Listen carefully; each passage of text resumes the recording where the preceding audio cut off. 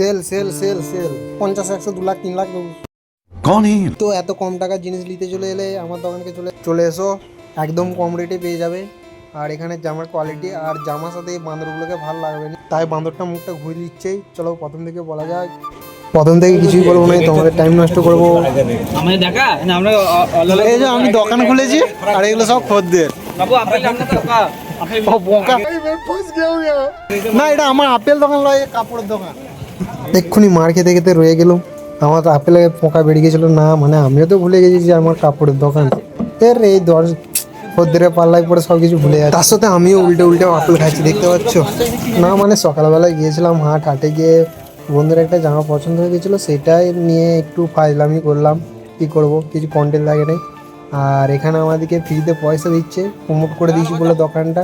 আর শেষমেশ কাকা যে কথাটা বললো সেই কথাটা শুনে আমরা একটু মানে মোটিভাইভ হয়ে গেলাম, যে কাকা এটুকুই বললো যে যেটা করছি সেটা চালিয়ে যা, আর কাকার কথাটা তোমরা শুনতে পারবে।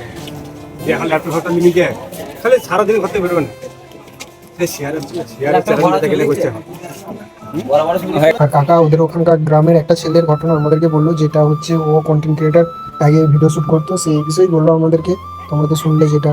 চলো এটুকুই ছিল আজকের। দুটো বাঁদরকে ভালো করে দেখে রাখো।